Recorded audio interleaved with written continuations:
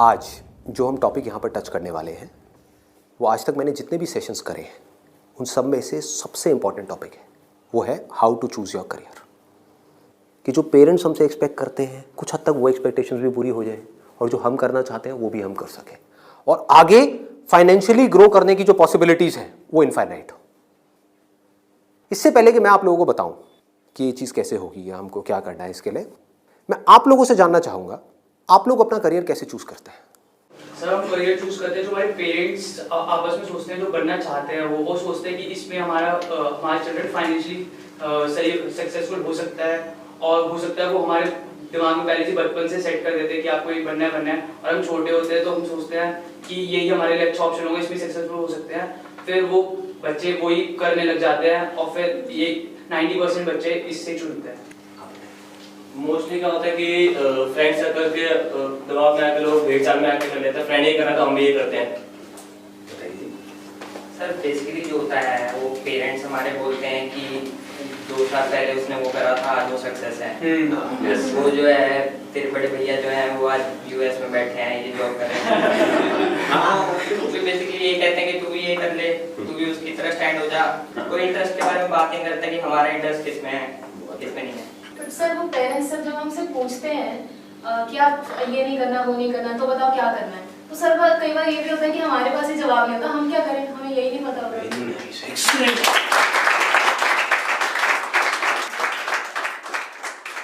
इसमें गलती पेरेंट्स की भी नहीं है। जैसे मैं आपको बोलता हूँ कॉमर्स, कुछ लिमिटेड ऑप्शंस माइंड में आते हैं। क्या आते हैं?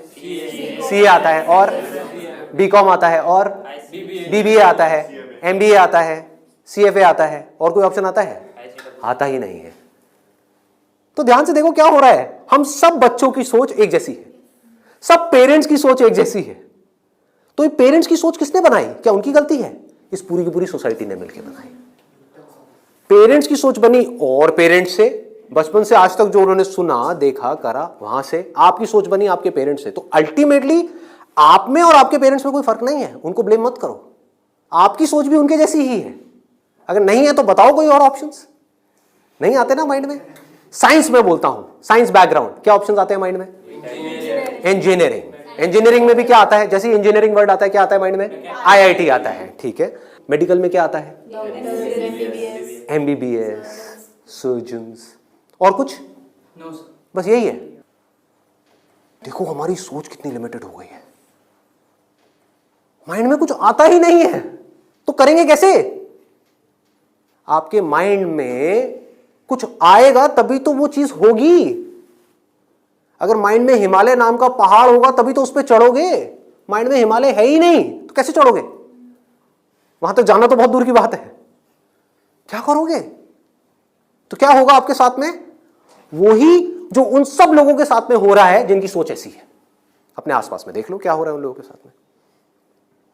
अगर हम चाहते हैं हमारे साथ में कुछ अलग हो तो हमें क्या करना पड़ेगा? अपनी सोच को तोड़ना पड़ेगा।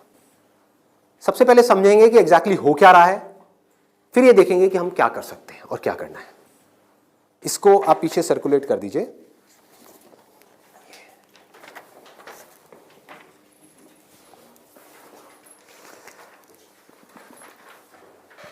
इसमें लिखा है how to choose a career.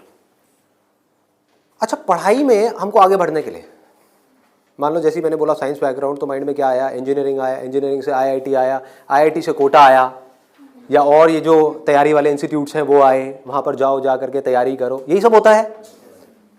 तो अब अगर आपको इस रास्ते पे सक्सेसफुल होना है कि मतलब आपको आईआईटी में पहुँचना है, आईआईएम्स में पहुँचना है, मेडिकल में टॉप कॉलेज में पहुँचना है, तो क्या चाहिए? हार्डवर्क से काम हो जाएगा? आराम से सोचो, आराम से सोचो। ये जो सोच है ना हमारी वो बड़ी खतरनाक बनी हुई है। उसी सोच पे क्वेश्चन मार्क लगाना है। हार्डवर्क सबसे ज्यादा कौन करता है? एक रिक्शे वाला, लेबरर सक्सेसफुल हो जाता है वो। ऐसे बच्चे देखे हैं जो बहुत हार्डवर्क करते हैं और तब भी नहीं हो पाता उनका, और ऐसे बच्चे हैं जो इतना हार्डवर्क नहीं करते हैं, अपनी लाइफ में एक बैलेंस बनाते हैं, मतलब घूमते फिरते भी हैं, मजे भी करते हैं, साथ साथ में पढ़ाई भी करते हैं और वो टॉप कर जाते हैं। तो इसका मतलब क्या है? हार्डवर्क पे क्वेश्चन मार्क लगाओ। हार्डवर्क इंपॉर्टेंट है, लेकिन हार्डवर्क भी अगर सही डायरेक्शन में ना किया जाए तो बकवास है। समझ रहे हो? सक्सेस यहां है, आप वहां भाग रहे हो पूरी जान लगा करके पागलों की तरह, कभी सक्सेसफुल हो सकते हो? हार्डवर्क तो कर रहे हो, क्यों नहीं हो सकते? डायरेक्शन ही गलत है। सबसे पहले क्या चाहिए? एक सही डायरेक्शन चाहिए, सबसे पहले, मोस्ट इंपॉर्टेंट। मतलब कि जिस डायरेक्शन में हम भाग रहे हैं, पहले हमको उसको समझना है कि हम सही डायरेक्शन में भी भाग रहे हैं या इसलिए भाग रहे हैं क्योंकि सब भाग रहे हैं। या ये कहो, हो सकता है ये जो सब भाग रहे हैं उसमें से कुछ लोगों के लिए वो डायरेक्शन सही हो, हमारे लिए गलत हो। समझ पा रहे हो? पता कैसे चलेगा कि कैसे पता लगेगा? एक्सीलेंट। देखो क्या है, सिर्फ दो पैरामीटर्स हैं जिसके ऊपर हमको दिमाग लगाना है। एक है कंपटीशन, एक है कंसंट्रेशन पावर। जहां पर भी कंपटीशन ज्यादा है, मतलब क्या है कि वहां पर लाखों बच्चे ट्राई कर रहे हैं, होना कितनों का है? 1%, 2%, 3%। रियलिटी है। मैं कुछ भी हाइपोथेटिकल बात नहीं करूंगा। क्या ये जो लाखों बच्चे ट्राई करते हैं, कोई भी ये सोच करके ट्राई करता है? लाखों रुपए जा करके कोचिंग इंस्टीट्यूट में स्पेंड करता है कि मेरा नहीं होगा? देखो कितना मजेदार है। मतलब लाखों को यह लग रहा है कि हमारा हो जाएगा। तो अब सबसे पहला यहां पर जो क्वेश्चन पूछना है, जो ना अभी पेरेंट्स पूछ रहे हैं ना बच्चे खुद पूछ रहे हैं, वो अपने आप से पूछना है। वो ये कि मेरी कंसंट्रेशन पावर्स कैसी है। सिंपल है ना? इसमें कोई कॉम्प्लिकेटेड है? कि अगर आपको इन कॉम्पिटिटिव एग्जाम्स में कॉम्पीट करना है, दिन में 10-10 घंटे पढ़ना है, 15-15 घंटे पढ़ना है, उससे भी काम नहीं होने वाला, क्योंकि बहुत लोग पढ़ते हैं फिर भी नहीं कर पाते। तो इसका मतलब क्या है? आपको अपने आप से सच बोलना होगा। अब ये बड़ा टेढ़ा काम है, क्योंकि दुनिया में हमारी आदत क्या पड़ी हुई है? झूठ बोलने की। हाँ, किसी से भी जाकर के पूछो, हाँ भाई तेरे में पोटेंशियल है, कर लेगा आईटी? हाँ मैं तो कर लूंगा, मैं तो कर लूंगा। फिर हुआ क्यों नहीं? हुआ क्यों नहीं? अरे वो लक साथ नहीं हो पाया, कोई वजह होगी, नहीं हो पाया। मतलब क्या था? डायरेक्शन ही गलत थी, स्टार्टिंग ही गलत हो गई। अब आप कैसे ये डिसाइड करोगे कि आपकी कंसंट्रेशन पावर स्ट्रांग है या नहीं है? माइंड की थोड़ा सा डेप्थ में जाते हैं। कैसे डिसाइड करोगे? जब भी आप किसी कॉम्पिटिटिव एग्जाम में कॉम्पीट कर रहे हो, तो आपको ये देखना होगा आपके कॉम्पिटिटर्स कौन है। फॉर एग्जाम्पल, आप एक रेस में भाग रहे हो, आपके साथ में कोई एथलीट है जिसने 10 साल प्रैक्टिस करी है रेस में भागने की। आप कभी नहीं भागे, धीरे धीरे जॉगिंग करी है, लेकिन रेस में कभी तेज नहीं भागे। जीत पाओगे उससे? करो हार्डवर्क। वो 10 साल से भाग रहा है और वो रुकने वाला नहीं है, उसके पास में पूरा का पूरा एक मोमेंटम है। वो अगले 2 साल तक भी ऐसे ही भागने वाला जैसे वो 10 साल से भागता आया है। आप अभी भागना शुरू कर रहे हो।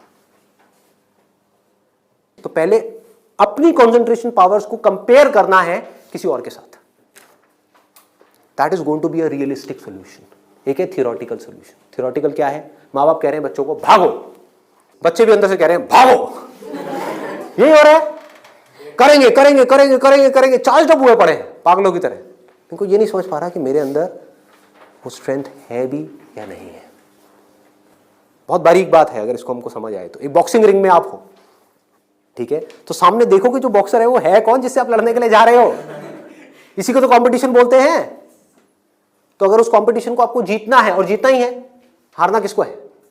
किसको अपने माँ बाप के पैसे डुबोने हैं? किसको अपनी लाइफ खराब करनी है? जीतना ही है। तो जीतने का क्या तरीका है? पहले अपने कॉम्पिटिटर्स की स्ट्रेंथ को समझ जाओ।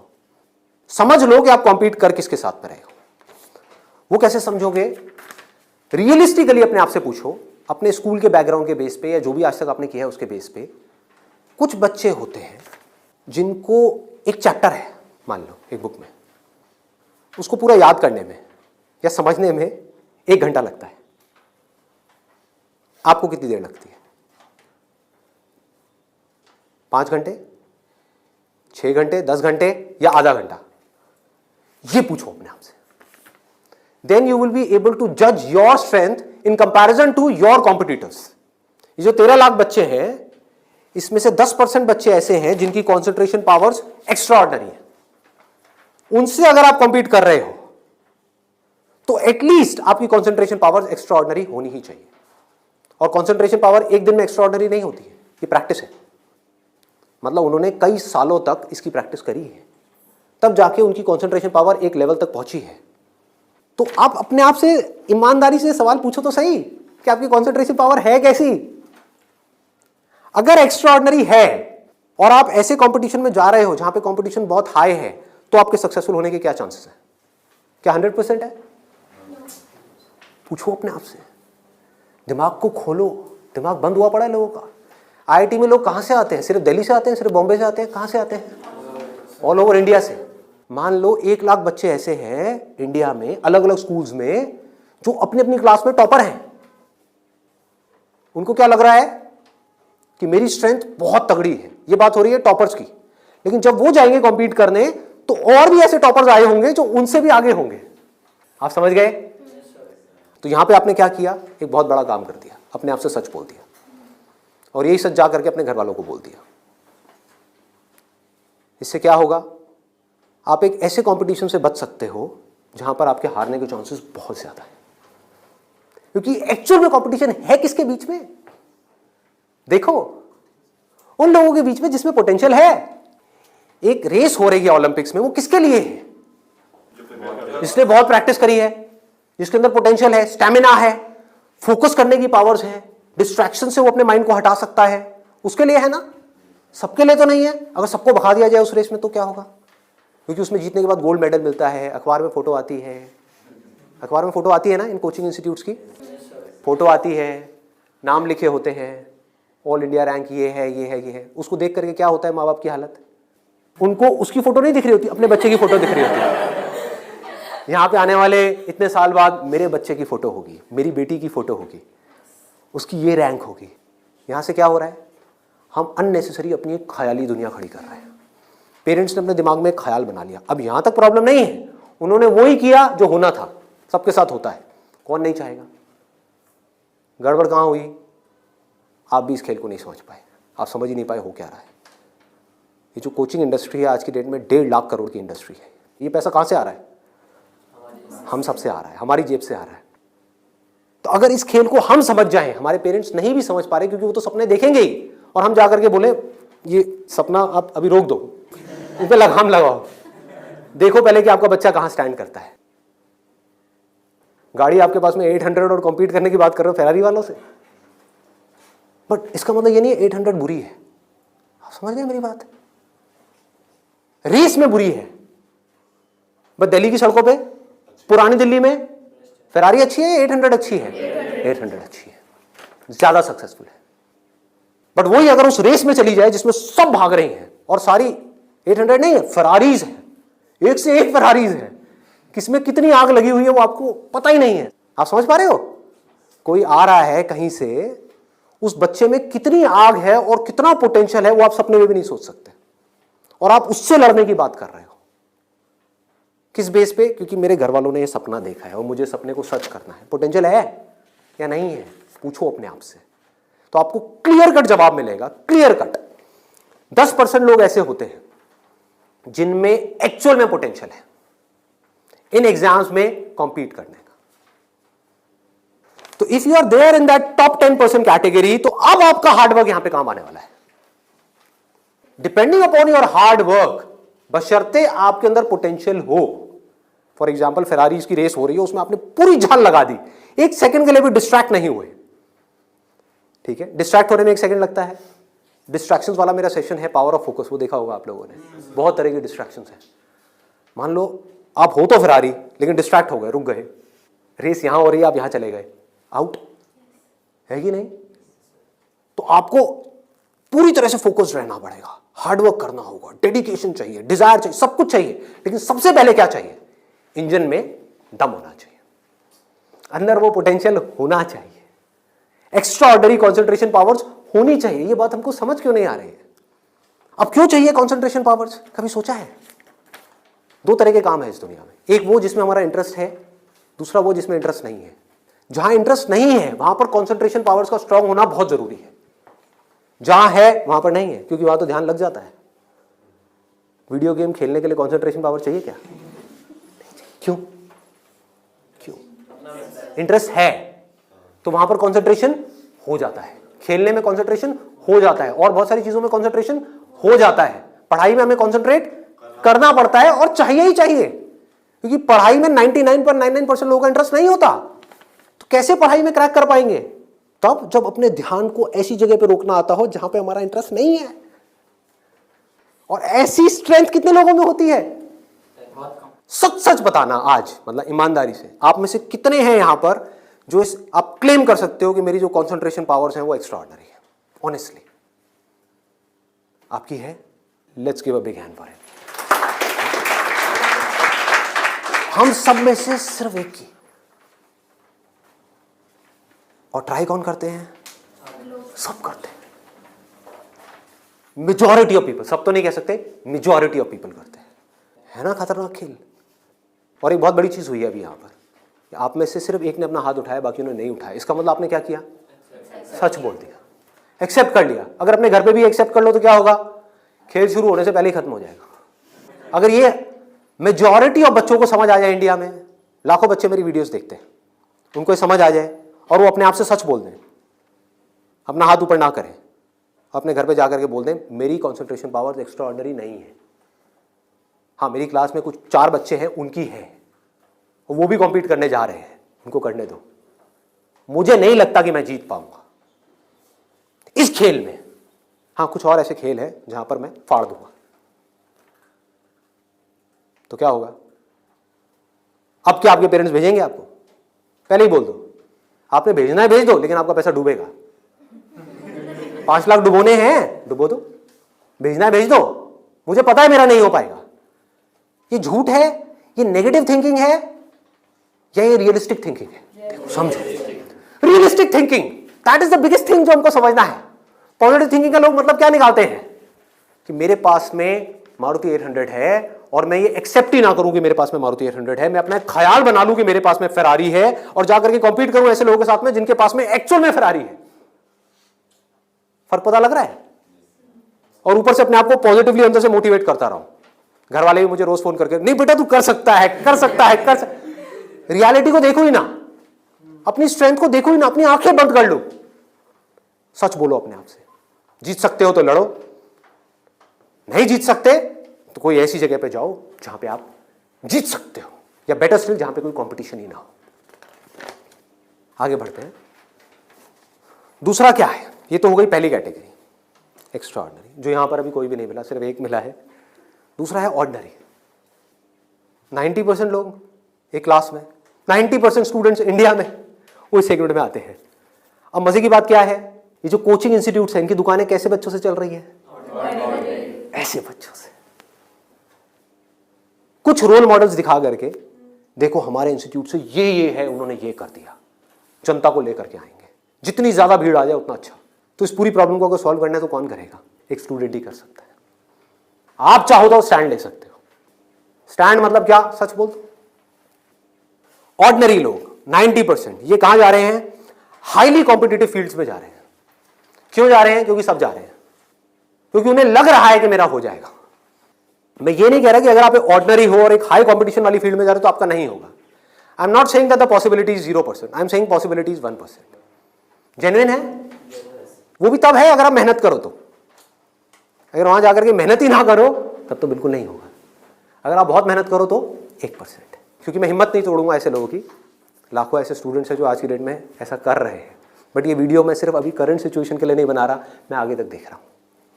आने वाले 20 साल, 50 साल, 100 साल आगे तक देख करके चल रहा हूँ कि इंडिया की प्रॉब्लम्स का अगर हमको सोल्यूशन निकालना है, अनएम्प्लॉयमेंट का सोल्यूशन निकालना है, डिप्रेशन का सोल्यूशन निकालना है, तो वो सोल्यूशन क्या है?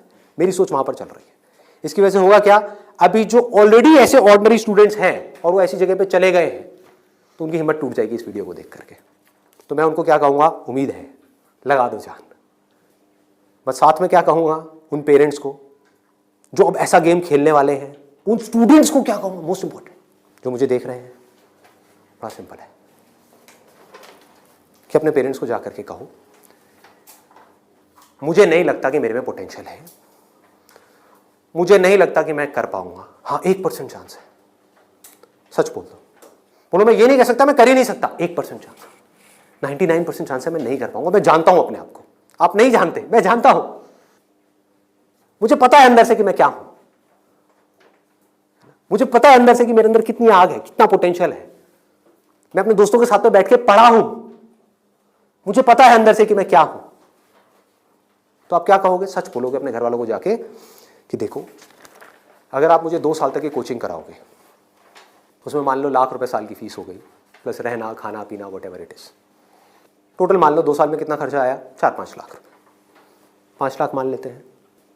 तो आप बोलोगे अपने घर वालों को जाकर के, अगर अभी भी ये सब सुनने के बाद भी आप कहते हो कोई बात नहीं बेटा 1% चांस है, तू कर ले, तो मैं आपको एक बेटर ऑप्शन देता हूं प्रैक्टिकल रियलिटी के बेस पे। यहां पे अगर आपके पेरेंट्स आपके ऊपर दाव लगाते हैं, जीतने के चांसेस क्या है पेरेंट्स के? 1:100। इससे बेटर ऑप्शन क्या है? गोवा जाओ। Seriously, I am serious about it, मजाक नहीं कर रहा। गोवा जाओ, वहां पे कैसीनोज हैं, वहां पे अगर आप 5 लाख रुपए लगाते हो, एक रूले करके गेम है, पता है आप लोगों को? सारे जुआरी हैं क्या यहाँ पे? रूले गेम है जिसमें एक बॉल घुमाते हैं, 36 नंबर होते हैं और एक 0 होता है। वहां पे अगर आप 1 नंबर पे पैसा लगाते हो और वो नंबर आ जाता है तो 1 रुपए आपका बन जाता है 36 रुपए। जीतने की प्रोबेबिलिटी क्या है? 1:37। यहां पर क्या है? 1:100। वहां पर क्या है? 1:37। मतलब इससे डबल से भी ज्यादा है। तो अपने पेरेंट्स को सजेशन दो कि जुआ खेलना ही है तो ये बेटर ऑप्शन है, खेलते हैं ना। मेरी जिंदगी क्यों दांव पे लगा रहे हो? मुझे तो बचने दो। अरे खेलना है तो मिलके खेलते हैं। जाओ अपने पेरेंट्स के साथ में, उनको गोवा लेकर के जाओ, अपनी पार्टी करना, और एक दिन जाना ले आकर के 5 लाख रुपए एक टेबल पे रख देना। अगर वो नंबर आ गया तो कोई भी नंबर चूज कर लो। आपके पेरेंट्स चाहते हैं आप नंबर 1 पे आओ, ऑल ओवर इंडिया में आपकी नंबर 1 रैंक आए, तो 1 नंबर पे पैसा लगाओ जुए में। वहां भी 1 नंबर पे पैसा लगा रहे हैं, यहां भी 1 नंबर पे पैसा लगाओ। अगर वो 1 नंबर आ गया तो कितना मिलेगा? 5 लाख का 1,80,00,000। 1,80,00,000 उसको उठा करके बैंक में एफडी कराओ। कितना इंटरेस्ट आएगा? 12%। तो अब टाइम गया। आप मान लो टैक्स वैक्स काट के 7-8% भी आ गया आपके हाथ में। महीने का 1,00,000 रुपए, साल का 12 लाख रुपए। सोचो क्या ये प्रैक्टिकल है या नहीं है? जो बात मैंने बोली है थियोरेटिकल है, प्रैक्टिकल है। वहां भी जुआ है, यहां भी जुआ है। आप भी बोल रहे हो हाँ शायद मेरा हो जाएगा, पेरेंट्स भी कह रहे हैं हाँ शायद इसका हो जाएगा। प्रोबेबिलिटी हमारे सामने है, आपके होने की जो प्रोबेबिलिटी है वो हमारे सामने है। हाँ अगर आप एक्स्ट्राऑर्डिनरी में हो तो बात अलग है, मैं उसकी बात नहीं कर रहा। वहां पर आ गई 10% से 100%, तो वहां पर जुए का कोई कंपैरिजन नहीं है, ठीक है ना। बट अगर आप ऑर्डिनरी में हो और वहां पर जाकर के आप कॉम्पीट कर रहे हो, इससे बेटर ऑप्शन है जुआ। अगर घर वाले कहेंगे पैसा डूब गया तो जुए में, तो बोलो वो तो यहां भी डूब रहा है। हाँ? यहां भी तो डूब रहा है। फर्क क्या है? इसको बोलते हैं एक रियलिटी के बेस पर समझ करके सोच करके लिया हुआ डिसीजन। तो अब तीसरा ऑप्शन क्या है हमारे पास में? कोई ऐसा करियर चूज करो, देखो कितना मजेदार है, जहां पे आपको कंसंट्रेशन पावर की जरूरत ही ना हो, not required. If you love singing, concentration power चाहिए क्या? नहीं चाहिए, हो जाएगा। किसी खेलने में इंटरेस्ट है तो वहां पे कंसंट्रेशन पावर बहुत स्ट्रांग चाहिए क्या? हो जाएगा, घंटों तक हो जाएगा। एक है कंसंट्रेट करना पड़ता है, एक है कंसंट्रेशन हो जाता है। दोनों में बहुत फर्क है। इंटरेस्टिंग है तो कंसंट्रेशन हो जाता है, इंटरेस्टिंग नहीं है, बोरिंग है तो कंसंट्रेट करना पड़ता है, फिर चाहे वो पढ़ाई हो चाहे जॉब हो। ये छोटी सी सोच चाहिए, समझ चाहिए। अब यहां पे क्या चलेगा? इन फील्ड्स में कंपटीशन क्या है? आर्ट हो गया, स्पोर्ट्स हो गया, कोई भी क्रिएटिव फील्ड हो गई, वहां पर कंपटीशन क्या है? बहुत ज्यादा है उन लोगों के लिए जो मीडियोकर है। लेकिन अगर आपके अंदर टैलेंट है, कोई कंपटीशन नहीं है, क्योंकि दोनों को आपस में कंपैरिजन किया ही नहीं जा सकता, कोई नंबर्स नहीं है ना। ध्यान से समझो, जैसे आप किसी एग्जाम में जाते हो तो एक कंपेयर किया जा सकता है आपको किसी से, क्योंकि आपके आए 90%, किसी और के आए 99%, तो कंपैरिजन है। टैलेंट में क्या है? आपके अंदर एक तरह का टैलेंट है, किसी और के अंदर और कोई तरह का टैलेंट है। आप जो कर सकते हो वो नहीं कर सकता, वो जो कर सकता है वो नहीं कर सकता। एक सिंगर है, उसकी अलग तरह की आवाज है, कोई और सिंगर है, उसकी अलग तरह की आवाज है। अब यहां पे भी एक छोटा सा प्रॉब्लम है। प्रॉब्लम क्या है यहां पर? प्रैक्टिकली आप लोग बताओ कि प्रॉब्लम क्या है यहां पर इस तरह का कुछ करने में? स्कोप क्या होगा, क्या नहीं होगा? देखो अगर टैलेंट हो तो स्कोप होगा या नहीं होगा?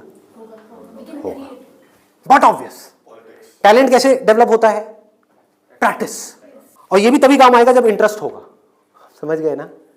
जितना ज्यादा इंटरेस्ट होगा उतना ही ज्यादा पैशन होगा, जितना ज्यादा पैशन होगा उतना ही ज्यादा पैशन के साथ प्रैक्टिस करोगे, जितना प्रैक्टिस करते चले जाओगे उतना ही टैलेंट बढ़ता चला जाएगा, जितना आपका टैलेंट बढ़ता चला जाएगा आपके लिए कंपटीशन उतना ही कम होता चला जाएगा। क्लियर है ना? बट आप इन सारे रूट से भागने के लिए वहां पर जा रहे हो तो भगवान ही मालिक है आपका। समझ गए? पढ़ाई के टॉर्चर से बचने के लिए जबरदस्ती कोई ऐसा काम नहीं है जो आपको बहुत इंटरेस्टिंग लगता है फिर भी आप कर लो, आपको हाँ ये सही है, तो आपका वही हाल होगा जो वहां पे कंपटीशन में बाकी लोगों का हो रहा है। मतलब आपको जेन्युइनली चूज करना होगा कोई ऐसा interest which you are extremely passionate about, extremely passionate about. ठीक है, इससे भी एक स्टेप आगे बढ़ते हैं। यहां पे प्रॉब्लम एक है बहुत सिंपल सी, जो मेरे पास में कमेंट्स आते हैं कि हमें पता ही नहीं है कि ऐसा इंटरेस्ट क्या है। I don't know what that interest is. मेरे लिए ऐसा कोई इंटरेस्ट नहीं है, कोई ऐसा टैलेंट नहीं है, कोई ऐसी स्किल नहीं है जो मैं कह सकूं कि हाँ इसके बेस पे मैं अपनी पूरी लाइफ स्टेक पे लगा सकता हूं। उनके लिए क्या सोल्यूशन है? आपके घर वाले चाहते हैं आपको डिग्री मिले, आप चाहते हो कुछ अपना करना, फाइनेंशियली भी सक्सेसफुल हो जाओ, तो उसका ऑप्शन क्या है? ये रहा। यानी कि आप बहुत ज्यादा टफ एग्जाम्स को क्रैक नहीं कर सकते, बहुत ज्यादा टफ पढ़ाई नहीं कर सकते, लेकिन आप पढ़ सकते हो। तो आप एक ऐसी फील्ड चूज करते हो जहां पे कंपटीशन लो है, जहां पे कंपटीशन कम है, और अगर वहां पर आप स्मार्ट वर्क करने लग जाओ तो आपके जीतने के जो चांसेस हैं, सक्सेसफुल होने के चांसेस हैं, that starts from 10% and goes up to 100%, as good as उन लोगों के कंपैरिजन में जो यहां पर टॉप पर है। और यहां पर कोई लिमिट नहीं है कि हम क्या कर सकते हैं। स्मार्ट वर्क को मैंने नीचे डिफाइन भी किया हुआ है कि what does smart work mean. It means developing your understanding, that is smart work. जो काम आप कर रहे हो उसकी समझ अगर आपको है कि आप क्या कर रहे हो, क्यों कर रहे हो, कैसे कर रहे हो, तो आप स्मार्ट वर्क कर रहे हो। समझ नहीं है बस कर रहे हो तो आप हार्ड वर्क कर रहे हो। अब इसमें मैं आपको एक प्रैक्टिकल एग्जांपल देने वाला हूं। एक सिंपल सा करियर मैं आपको बता रहा हूं, फिजियोथेरेपी। सुना इसके बारे में सबने? अभी कुछ दिन पहले मेरी नेक में थोड़ा सा पेन हुआ, मैंने गूगल पे जाकर के सर्च किया physiotherapy services at home in my area. Locality मैं नहीं बताऊंगा नहीं तो लोग मेरे घर आ जाएंगे। तो मैंने सर्च किया, वहाँ पर ऊपर कुछ लिस्टिंग्स आई, कुछ वेबसाइट्स आई, उसमें एक डॉक्टर का नाम मुझे मिला, उनकी मैं वेबसाइट पे गया, वहाँ जा करके उन डॉक्टर के बारे में मैंने 2-3 मिनट पढ़ा, समझा, मुझे अच्छा लगा पढ़ करके, समझ करके। उनको फ़ोन किया, वो मेरे घर पे आए, उन्होंने मुझे 7 दिन तक फिजियोथेरेपी ट्रीटमेंट दिया। वो एक ट्रीटमेंट का लेते हैं 500 से 700 रुपये, कई बार 1000 रुपये भी लेते हैं, depending upon the complications and time involved. मेरे से उन्होंने लिए 500 रुपये। मैंने उनसे पूछा कि आप दिन में ऑन एन एवरेज कितने ट्रीटमेंट्स करते हो? उन्होंने कहा एक दिन का ऑन एन एवरेज मैं 8 से 10 ट्रीटमेंट्स करता हूँ। मैंने कैलकुलेशन करी, दिमाग से रहा, 8 से 10 का मतलब क्या हुआ? 4 से 5,000 रुपये एक दिन का, एक महीने का नहीं, एक दिन का। कितना हो गया एक महीने का? लाख से 1.25 लाख रुपए।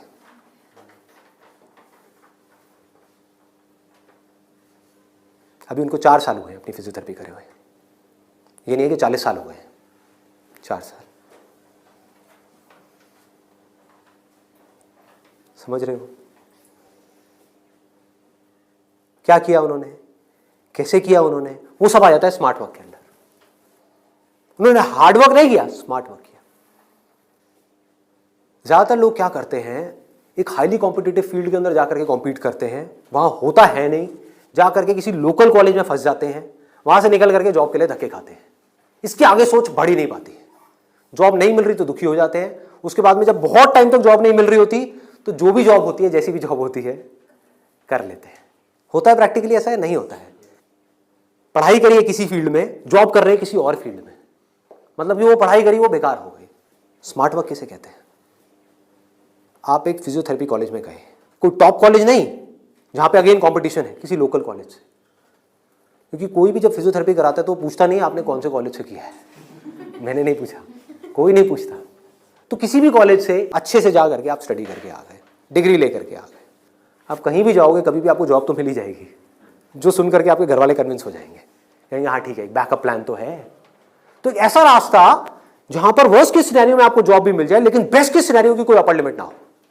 अब बात आती है कैसे करोगे आप इस चीज को।